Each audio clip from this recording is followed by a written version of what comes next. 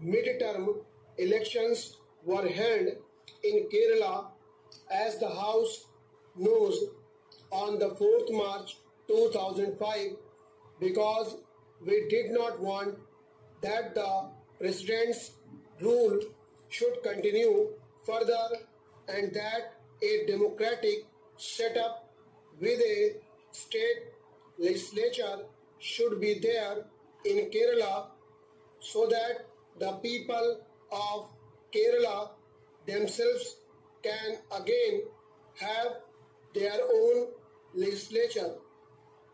As the House knows, according to the results announced, no party secured an absolute majority by itself, and no party was in a position to form a government. Out of 133, the party which had the majority votes was the Left Communists, numbering 40. The next party having the greatest number was Congress with 36. The third was Kerala Congress with 23. Now, out of a total number of 133, the Left Communists had only 40 seats, out of whom 29 were at that time under detention. We therefore explored all avenues likely to lead to the formation of a stable government.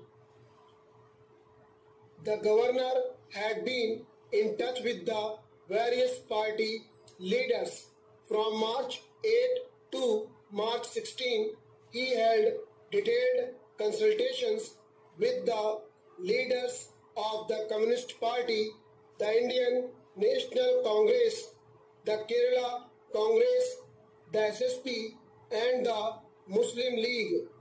The governor did not seek the views of the Right Communist Party of India, as they had secured only 3 seats out of a total of 133.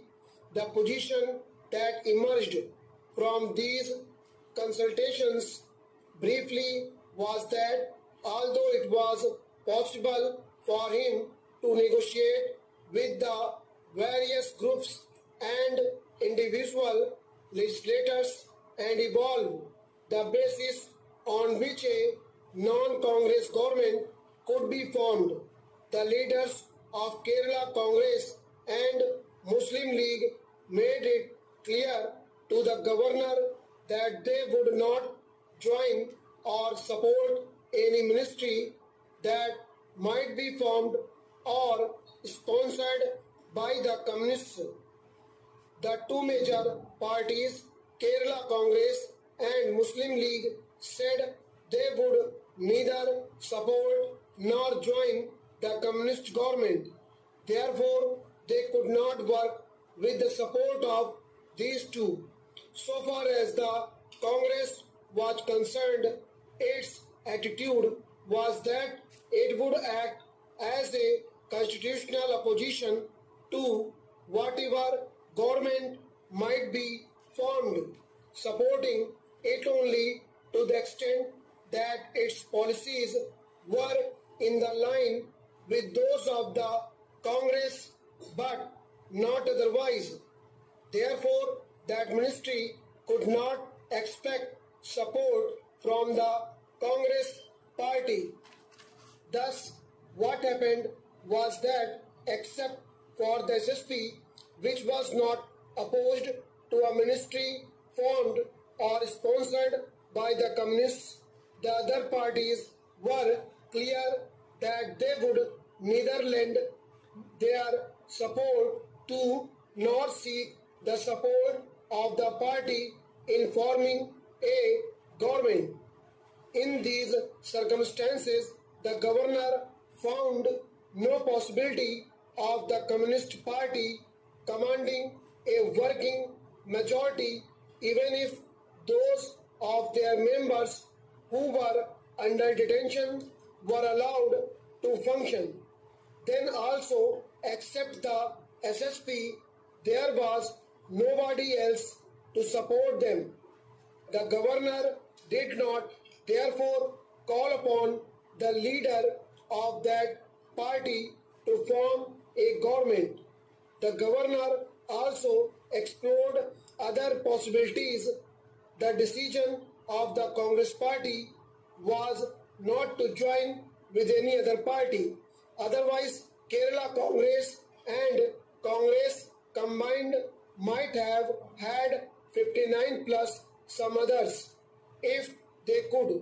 In view of the decision of the Congress party not to join with any other party to form a government and the combined strength of the Kerala Congress, Muslim League, etc., being only 37, the governor came to the conclusion that there was no possibility also of any other party being able to form a combination with other parties and being able to form a ministry.